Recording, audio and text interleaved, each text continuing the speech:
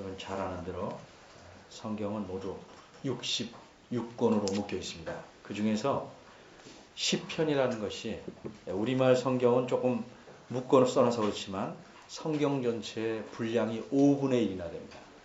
이 시편에는 시가 150개가 묶여 있습니다. 그래서 시편이라고 말합니다. 근데 그 안에 다시 몇십 개씩 이렇게 보따리로 묶어 놨습니다. 모두 5개로 그 안이 묶여 있는데 그 중에 넷째 묶음 속에 속하는 시가 이 시편 95편입니다. 물건을 이렇게 묶어 놓은 걸 우리가 덩어리라고 한다면 또 보자기를 이렇게 싸는 건 뭐라고 그러죠? 보따리 이렇게 말합니다.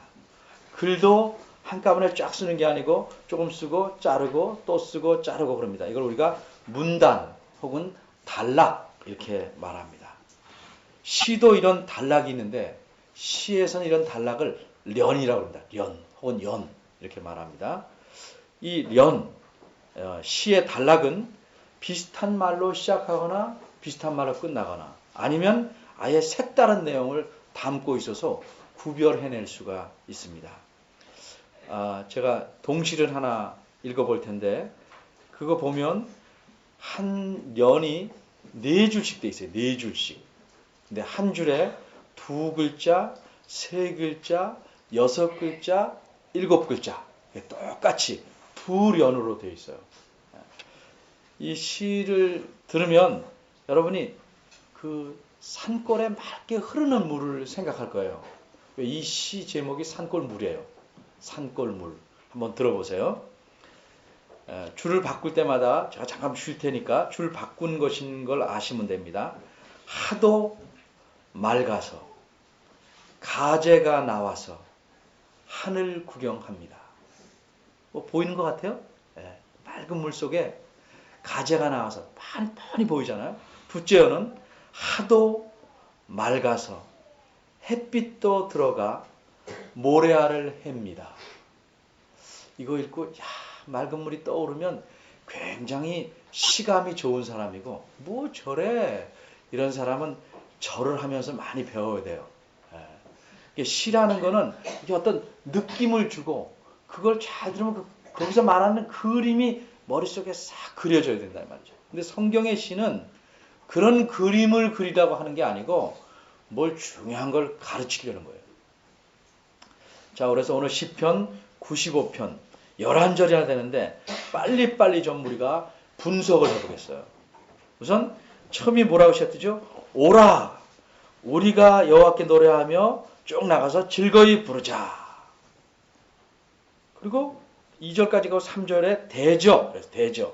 대저라는 말은 왜냐하면 이런 말이에요. 왜냐하면. 왜 그렇게 여호와께 노래하며 즐거이 불러야 하냐면 이런 말이에요. 오라 뭐뭐하자. 왜냐하면 이게 일련의 큰 흐름이에요. 그럼 둘째어는 어디부터 시작하겠어요? 비슷한 말로 시작되는 6절부터 되죠. 오라 우리가 뭐뭐하며 뭐뭐하자. 둘째어는 조금 짧아요. 7절에 뭐예요? 대저 이렇게 나오죠. 대저. 그래서 7절의 중간까지 가면 조금 하면 그 손의 양이라. 그리고 조금 색다른 내용이 나와요. 너희가 오늘날 그 음성 듣기를 원하노라. 그리고 하나님 말씀을 8절에서 11절까지 쭉 갖다 썼어요. 그래서 너희가부터 7절 뒤부터는 셋째 연이에요. 이렇게 세 가지 연으로 세 단락으로 이루어진 것이 시편 95편입니다. 자, 시는 그냥 이렇게 말하는 것과 좀 달리 특별한 방법으로 특별히 옛날 이거 성경에 나오는 히브리 시는 특별한 방법으로 씁니다. 조금 아까 산골물은 2자, 3자, 6자, 7자 이렇게 글자 수를 맞추기도 하고 첫 줄을 같이 하기도 하고 다양한 방법을 쓰는데 히브리 시는 만드는 방법이 크게 3가지예요. 그 중에 2가지만 오늘 말씀을 하고 내용을 살펴보려고 합니다. 첫째는 같은 뜻을 반복합니다. 같은 뜻. 같은 뜻을 2번 말해요. 강조하는 거죠. 예를 들어서 이런 거예요. 노하는 자는, 화내는 자는, 노하는 자는 다툼을 일으키고 그 다음 줄은 분하여 하는 자는 비슷한 말이죠. 비슷한 뜻을 반복하는 거예요. 범죄함이 많으니라. 죄를 많이 져요. 비슷한 뜻이 두 개가 나란히 가죠. 근데 또 다른 뜻을 서로 비교해요. 다른 뜻을 대조한단 말이죠. 예. 이런 거예요. 사람을 두려워하면 올무에 걸리게 되거니와. 다른 뜻을 대조해요. 여호와를 의지하는 자는 안전하리라. 그러니까 같은 뜻을 반복하기도 하고 다른 뜻을 대조하기도 하죠. 요게 이제 히브리 시를 쓰는 세 가지 방법 중에서 중요한 두 가지예요. 자, 우선 95편 1절을 보면 뭐라 그래요? 오라! 그리고 우리가 여호와께 노래하며, 그 다음에 우리 구원의 반석을 향하여, 여호와란 말 대신에 구원의 반석이라고 썼죠. 즐거이 부르자. 노래하며 대신에 즐거이 부르자. 같은 뜻을 나란히 쓴 거죠. 그죠? 그 다음에 그러니까 여기서 똑같이 여호와께 그걸 조금 바꿔야 멋이 있잖아요. 그래서 구원의 반석 이렇게 썼어요. 우리를 구원하신 정말 든든하신 변함이 없는 토대가 되는 분이다. 그래서 반석이라고 말하죠. 구원의 돌멩이, 구원의 차돌. 그러면 든든치가 못하죠. 구원의 반석. 이래야 굉장히 든든한 느낌을 주지요. 2절은 뭐라 그래요? 우리가 감사함으로 그 앞에 나아가며, 감사함 대신에 우리가 시로 그를 향하여 즐거이 부르자. 같은 뜻을, 비슷한 뜻을 반복했어요. 그러면 1, 2절에서 말하는 핵심은 뭐예요? 우리가 하나님을 예배하자. 하나님 앞에 가까이 가서 하나님을 경배하자. 그런데 어떻게? 기쁨으로. 기쁨으로.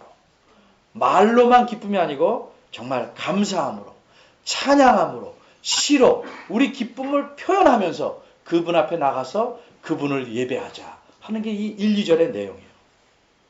그래서 이 시는 옛날부터 많이 사용했어요. 예배할 때도 많이 썼고, 옛날에 성전을 봉헌할 때, 세울 때도 이 시를 읽고, 또 그 뒤에 교회에서도 이 시를 예배할 때마다 많이 써왔다고 그래요.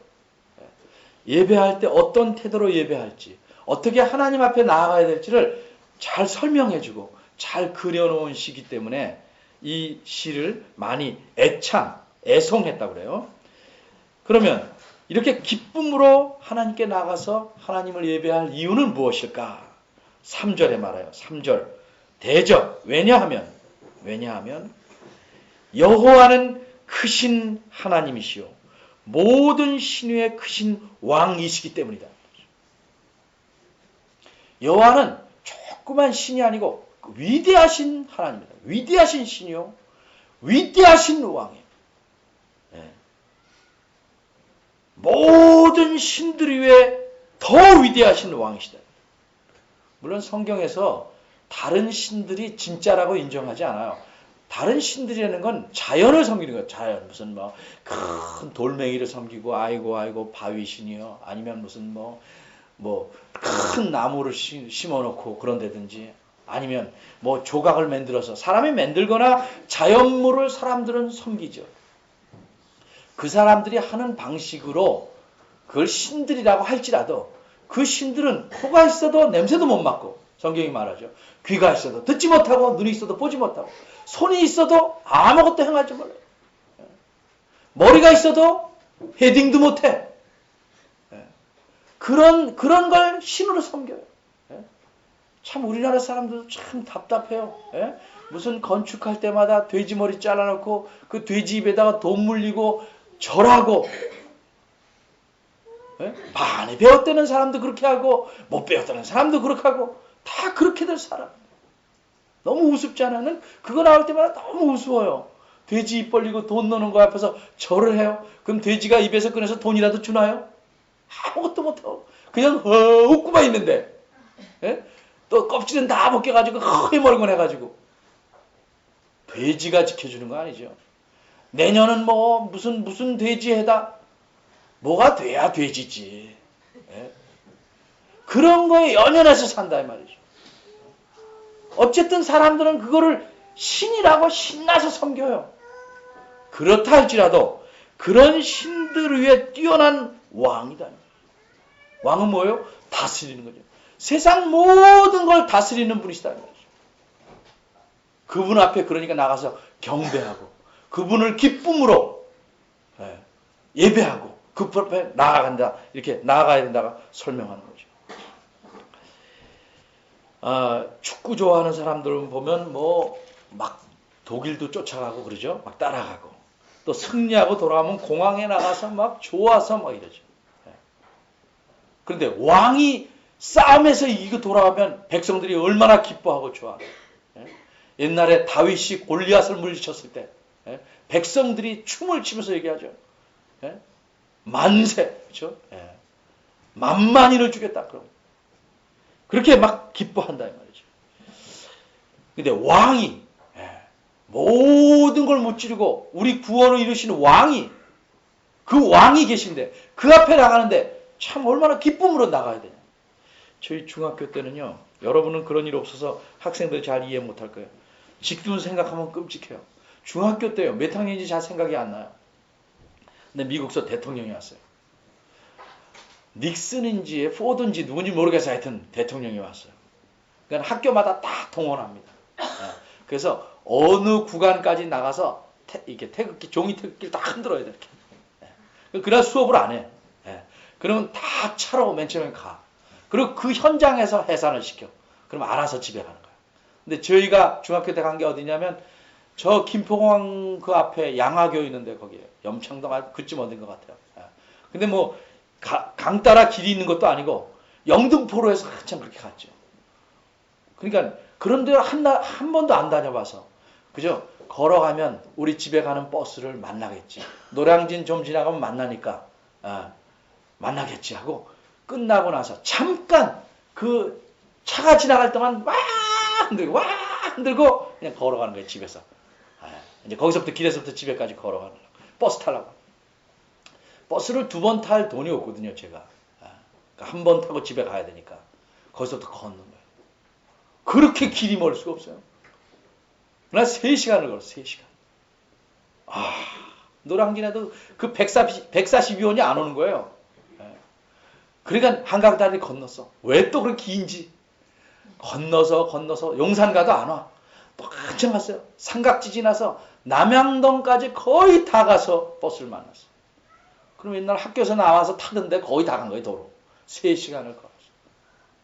그리고 차에서 얼마나 졸고 간지 모르겠어. 그 미국의 대통령이 온다고 동원돼 가지고 나가서 와 웃고 잠깐 와 하고 3시간 걸어서 집에. 그러니까 억지로 동원된 기쁨으로 나가는 거 아니죠. 진짜 온 세상의 왕이신 하나님 앞에 우리가 나오는 거예요. 예배라는 건 그런 거예요. 억지로 나오는 게 아니고 이분이 왕이신 줄 알아야 된다. 억지로 나오는 게 아니에요. 근데 어떤 왕이신가? 여기 보면 4절에 땅의 깊은 곳이 그 위는 그분 위라는 말은 여기서 히브리 말로 말하면 그 손에 있으며 땅의 깊은 곳이 그 손에 있다는 말은 모든 걸 다 다스리고 다 지으셨다는 말이에요. 또 산들의 높은 것도 그의 것이다. 왜 땅의 깊은 곳, 산들의 높은 곳이라고 말했냐? 옛날 사람들이요. 땅의 깊은 곳, 사람이 들어갈 수 없는 깊은 곳, 거기는 지하세계는 다른 영들이 다스렸다고 생각해요. 또 산의 높은 곳에는 신들이 살고 있다. 이렇게 생각해요. 우리나라도 그렇게 생각하죠. 그러니까 근데 하나님 말씀하는 게 뭐예요? 니네들이 생각한 그건 틀린 것이다. 그것도 다 내가 지은 것이고 여기 뭐 신이 살고 있는 게 이것도 다 내가 지은 것이다. 땅속 깊은 곳과 산 꼭대기까지 다 내가 지은 것이다. 코미디언하고 비슷한 유명한 시인이 있어요. 38세인가 9세에 요절한 신동엽이라는 우리나라의 걸출한 시인이 있어요. 그 시인이 쓴 시 중에 아주 유명한 시가 껍데기는 가라. 그 마지막 연에 보면 이래요. 껍데기는 가라. 한라에서 백두까지 그 향그러운 흙가슴만 남고 그 모든 쇠붙이는 가라. 이런 말이 있어요. 한라에서 백두까지. 뭐예요? 저 한라산에서 백두산까지. 이게 뭐예요? 끝에서 끝을 말함으로 뭐예요? 전체를 포함하는 말이죠. 전체를. 땅속 깊은 높은 데서 산 꼭대기까지 모든 게 다 누가 지으신 거예요? 하나님이 지으시고 다스리는 것이다. 그 다음에 더 설명합니다. 바다도 그의 것이다. 그가 만드셨고 이 땅도 그의 손이 지으셨다. 이 세상에 단 한 뼘도, 외국 학자의 말을 들으면 한 인치도, 그 어느 것도 그분의 것이 아닌 것이 없어요. 모두 다 그분의 것이에요. 모두 다 하나님의 것이에요. 그럼 모든 것을 지어놓고 가서 쉬시는 게 아니고 모든 것을 자신의 기쁘신 뜻대로 다스려요. 온 세상, 보이는 것이나 보이지 않는 모든 것을 지으시고 다스리시는 왕이셔요. 이런 왕을 경배하러 그분 앞에 나오는 것이 예배예요. 옛날이나 지금이나. 그러니까 굉장히 마음의 자세가 중요한 거예요. 우리가 어른을 만나러 가면, 어려운 어른을 만나러 가면 굉장히 단정하게 하고 가죠. 최고의 옷은 입지 않다 할지라도 결례가 안 될 만큼 우리가 복장을 취하고 가죠. 예배에 우리가 왜 대강대강하냐? 이분이 누구신지를 잘 몰라서 그러는 거예요. 마음의 자세 중요하고 이 자세가 겉으로도 묻어나야 됩니다. 겉으로도 표현돼야 돼요. 제가 늘 인상 깊게 생각하는 예배 태도를 아주 모범적으로 보이신 목사님이 계셔요. 자주 듣는 목사님인데 박유선 목사님이라고. 우리나라의 대학자예요. 근데 그분 다 훌륭하시지만 특별히 오늘 이걸 말씀드리고 싶어요. 그분은 제가 한 60세 좀 넘어서부터 한 80 돌아가실 때까지 계속 한 20년 이상을 봤죠. 매일은 안 봐도 줄기차게 계속 봤죠. 뭐 아마 한 100여 번 이상, 적어도 한 200번 이상 함께 예배했죠. 근데 한 번도 제가 그분은 늘 앞에서 예배해요. 맨 앞에 앉아서 예배. 맨 앞에. 한 번도 예배 시간에 조는 적 없어요. 80이 훨씬 넘어요. 한 번도 몸을 뒤척이는 적 없어요. 한 번도 다리 꼬는 적이 없어요. 한 번도 딴청하는 적이 없어요. 전부들 놀래요. 어쩌면 예배 태도가 그렇게 정갈한가. 흔들림이 없어요. 늘 정자세로. 그리고 딴청하는 게 아니에요. 설교 말씀 듣고 웃기도 하고 심각해도 하고. 아주 그대로 마치 옮겨다 놨다가 옮긴 것처럼. 근데 표정은 늘 살아있어요. 왜? 그분의 머릿속에는, 그분의 마음에는 내가 누구에게 예배하는지를 분명히 알고 계시기 때문에.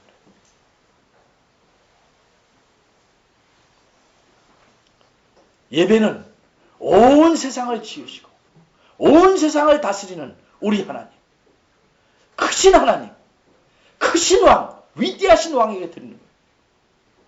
그러니까 제가 엄격하게 하는 거예요. 그래서 아이들도 떠들지 말라 이거예요. 함부로 물먹이로 보내지 말라 이 말이에요. 소변도 미리 다 보고 준비하라는 거죠. 감히 어디서 떠드냐 이 말이죠. 정말 정신을 바짝 차리고 집중해서 예배해야 됩니다. 사람들은 그죠. 믿음이 크다. 근데 여기 좀 생각을 해봐야 돼요. 주머니가 있어요. 이게 주머니. 물은 내가 많이 갖고 있어도 주머니가 조금 있으면요. 요만큼뿐이 못 갖는 거죠. 주머니가 요만하면 물이 아무리 많아도 내가 가진 물은 요만큼이에요. 주머니가 아무리 커도 담을 물이 조금이면 또 가진 양이 적어요. 내 믿음이 아무리 좋다고 해도 하나님을 크신 하나님으로 제대로 인식하지 못하면 그 사람은 믿음이 자기 한계예요. 요만큼 있는 거예요. 또 하나님은 크신데 자기가 잘 이해 못하면 역시 믿음도 조금만 수밖에 없어요. 크신 하나님을 제대로 알아가고 제대로 섬겨가는 게 믿음이 큰 거예요. 네? 많은 사람이 그러죠. 참 저분은 믿음이 좋은데 나가면 딴 사람이다. 믿음이 좋은 게 아니죠. 믿음 있는 채 행세하고 모양만 맞는 거죠. 믿음은 그런 게 아니에요. 믿음은 교회 안에서 하는 것처럼 나가서도 교회 안에 하나님 앞에서 하는 것처럼 나가서도 하나님 앞에서 그대로 행하는 거예요. 그게 믿음이에요. 근데 크신 하나님을 어떻게 알아요? 예? 성경을 읽고 성경을 배우고 성경을 실천하지 않으면 평생 교회에 매일 와도 그 믿음은 그저 조금 할 수밖에 없어요. 둘째 요소로 넘어갑니다. 오라 우리가 굽혀 경배하며. 저는 여러분들에게 아이들은요 속부터 배우는 게 아니고 겉을 익히면서 속을 담는 거예요. 그래서 어른을 볼 때 안녕하세요 이렇게 인사하지 못하게 한다고요. 저는요. 고개를 크게 숙여라. 그래 겉 모양을 갖추면서 속을 담아가는 거예요.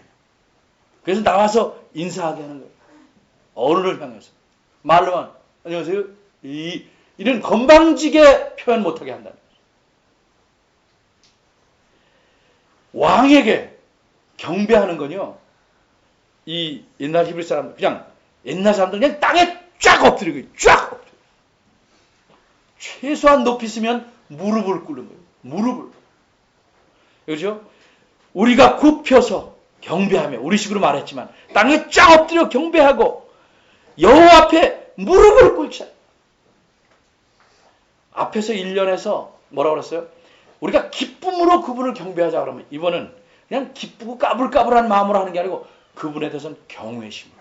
이분이 어떤 분이지? 참으로 두려운, 좋은 의미에서 두려운 존경을 가지고 정말 어려운 분 앞에서 우리가 경배해야 됩니다.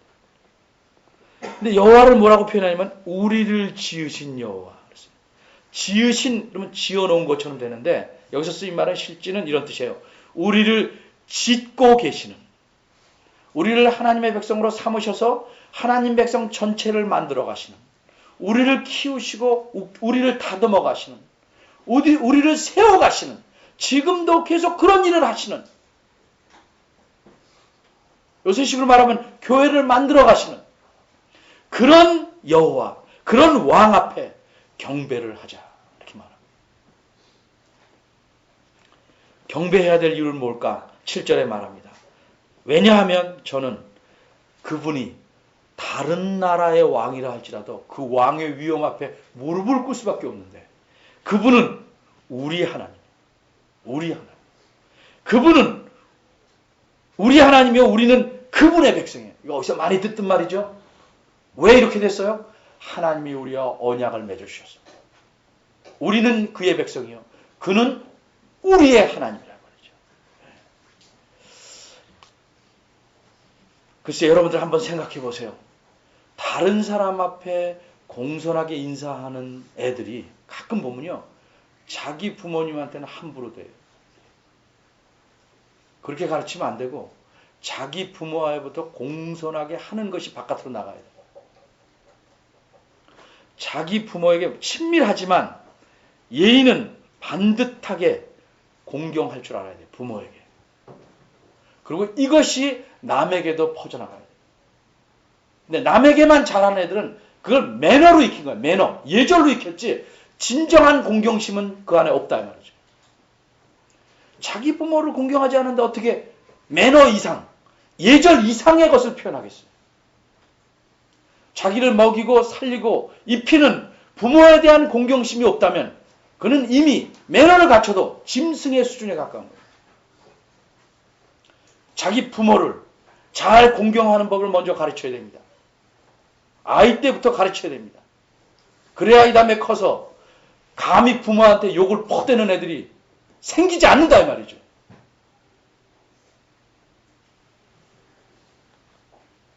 그래서 저희는 다른 집에서 안 하는 일을 가끔 하죠. 꼭 애들한테 요자 붙여라. 요자. 요자 붙인다고 힘 더 드냐? 요자 붙인다고 덜 친하냐? 얘기합니다. 여러분의 교육을 탓하는 게 아니고 왜 그러는지 그 안에 담긴 정신을 이해하시라는 말이죠.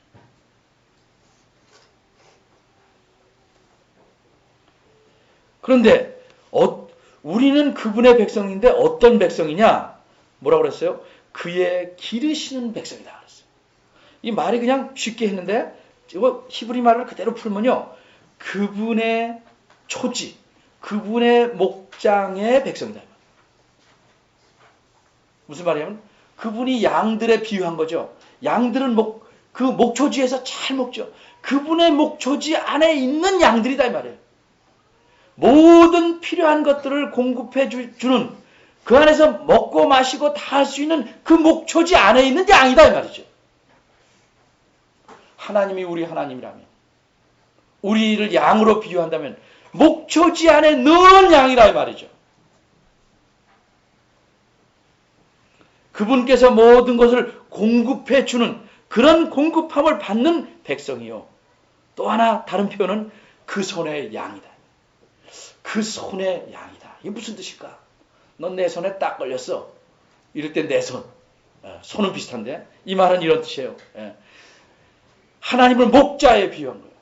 그래서 그 강하고 힘있고 능력 있는 손으로 물어가려는 이리를 물리치고 철저하게 보호하시는 그의 보호하심을 받는 양이다. 먹을 것을 공급하시고 충분히 넉넉하게 살게 하시고 쉬게 하시고 그를 철저히 보호하시는 목자요 왕이요 하나님이신 그분의 기르심을 받는 양이라 이렇게 설명합니다.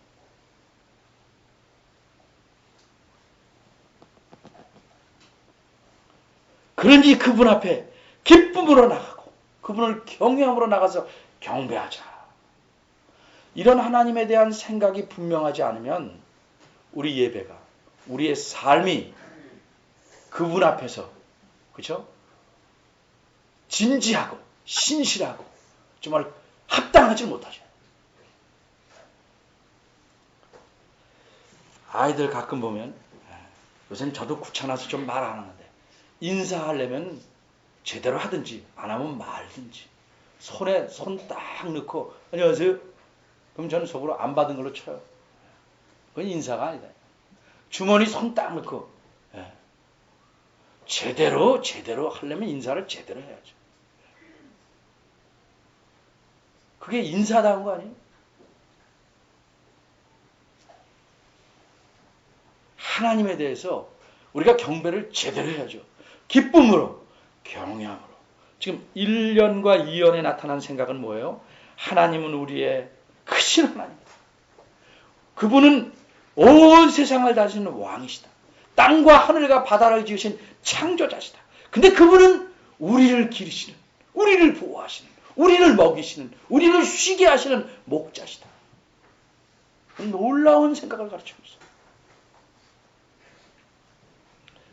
이렇게 말하고 그 다음 3년이 뭐라고 그래요? 7절 뒷부분에 너희가 오늘날 그분의 음성을 듣거든 순종하라. 왕의 명령. 우리 목자의 말씀이다. 세상을 지은 창조자 우리 하나님의 말씀이다. 그분의 음성을 들으면 순종하라. 내 하고픈 대로 고집 부리지 말고 순종하라.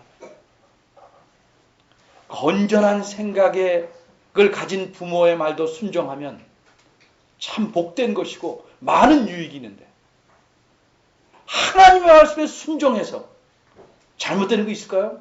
전혀 없죠. 모든 인간에게 일어나는 잘못은 하나님에 대해서 거역하고 순종하지 않기 때문에 생겨나는 일들이에요.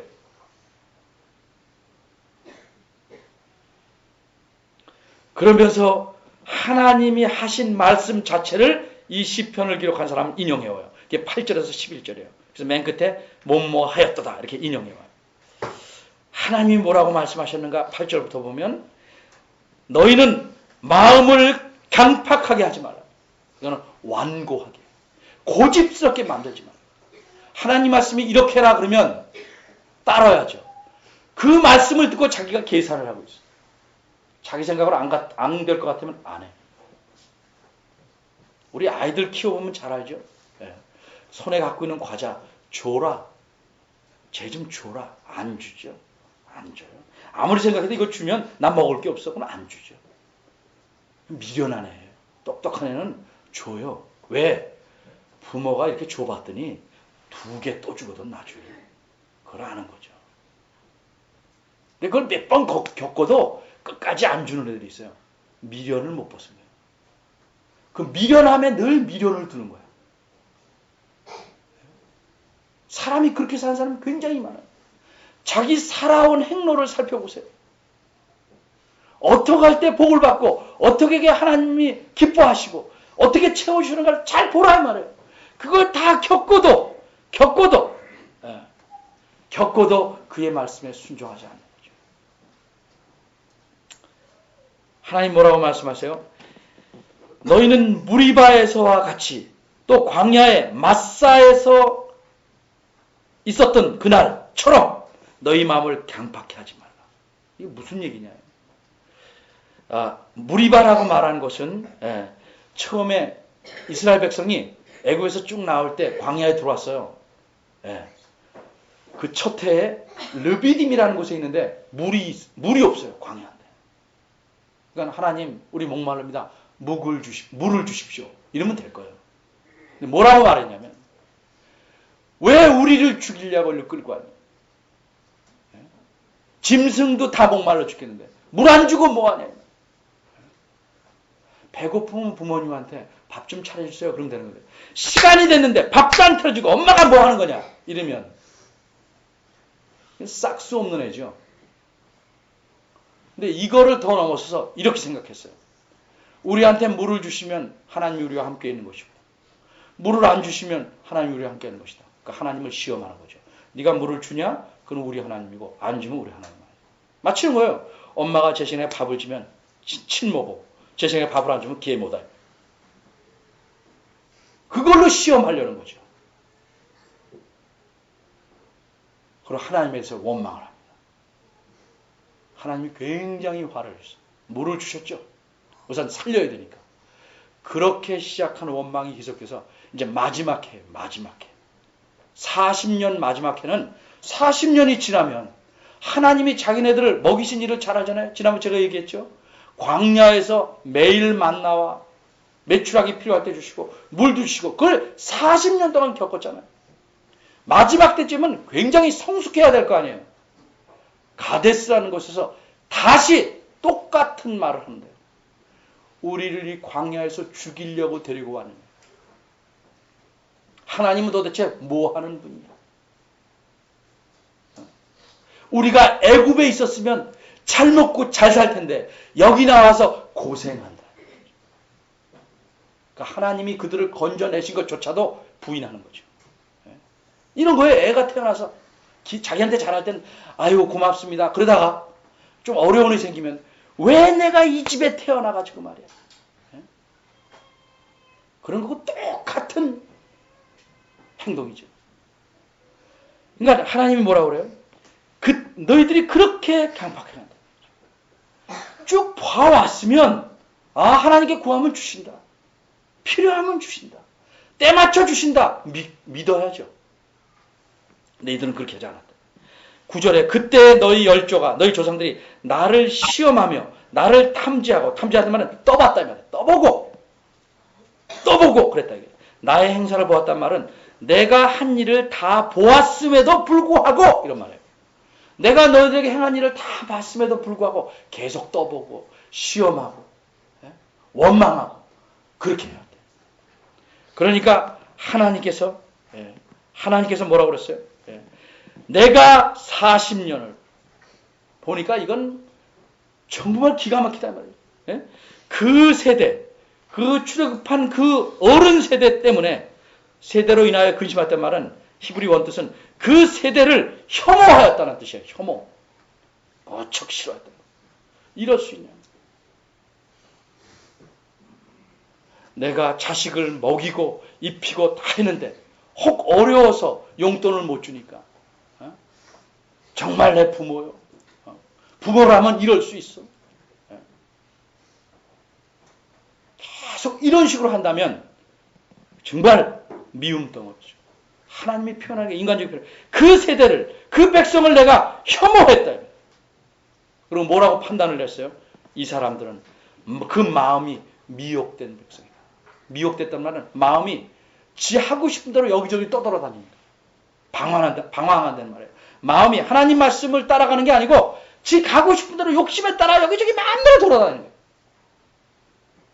그런 백성이고 내 도를, 내 말을, 내가 원하는 길을 알지 못하고 제 멋대로 사는 백성입니다.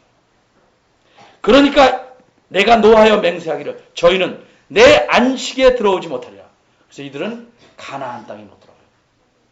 가나안 땅이 뭐예요? 땅만 좋은 게 아니고 그 땅에 들어가면 하나님과 더불어 사는 삶을 누리는 거죠. 하나님과 더불어 사는 삶을 못 누리게 됐어요. 광야에서 처음에 출애굽한 모든 사람이 다 죽었어요. 다 죽었어요. 다 죽었어요.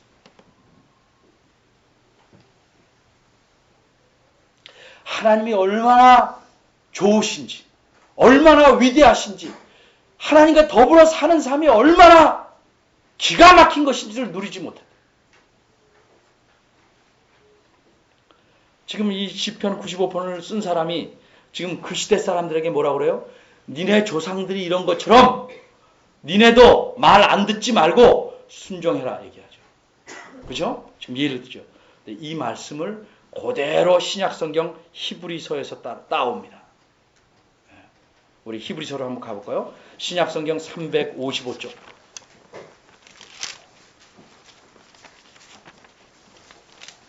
3장 7절부터 보시면 그대로 따온 말씀을 해요. 따온 말씀. 그러므로 성령이 이르신 바와 같이 그리고 쫙 그대로 따왔어요. 그대로 11절까지 그대로 따오고 12절 저랑 여러분이 하나씩 읽읍시다. 12절 여러분 읽고 제가 읽고 13절 여러분 읽으세요. 제가 읽습니다. 형제들아 너희가 삼과 혹 너희 중에 누가 믿지 아니하는 악심을 품고 살아계신 하나님에게서 떨어질까 염려할 것이요.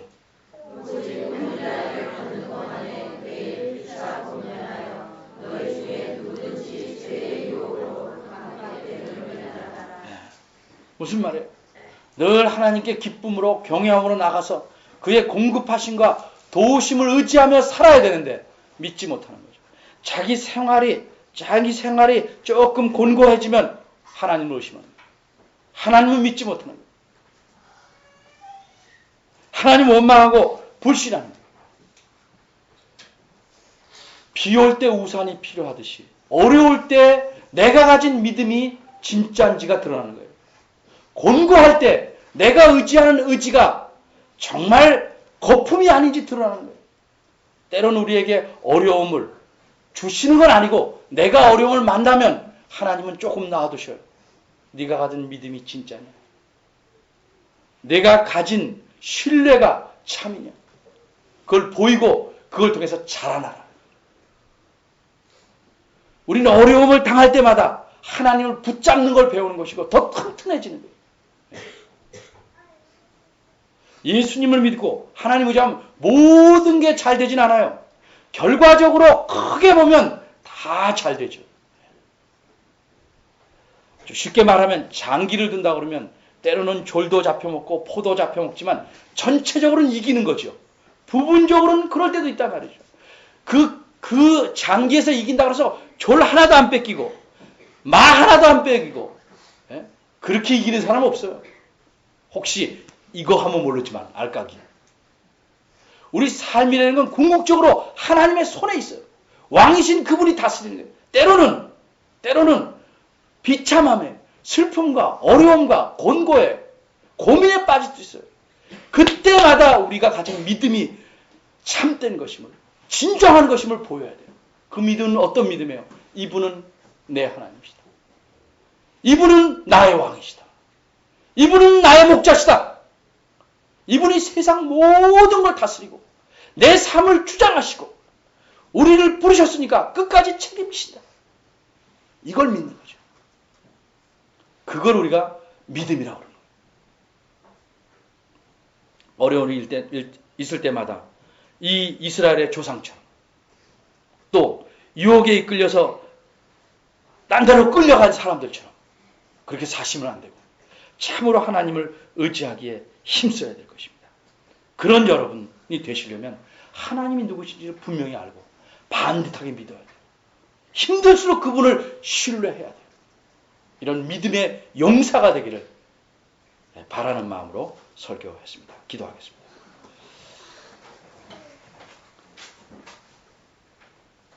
우리의 감정에 따라 하나님을 생각하지 않게 하시고, 하나님이 어떤 분이시를 성경에서 말씀하신 바대로 배우고 믿고 신뢰하고 따라하게 하시옵소서. 그래서 우리의 삶이 어떤 환경이든 어떤 여건이든 어떤 상황에서든지 주님을 바라보는 그 눈길을 떼지 않게 하시고, 주께서 우리를 붙잡은 손을 뿌리치지 않는 저희들 되게 하시옵소서. 주께서 우리 삶을 이끌고 지도하시고 주의 말씀으로 경책하실 때 쓰리고 아파도 그 말씀에 순종함으로써 우리 왕의 명령을, 목자의 음성을 제대로 따라가는 하나님의 양들 되게 하시옵소서. 예수님의 이름으로 기도합니다. 아멘. 다 같이 하면서 성령 8장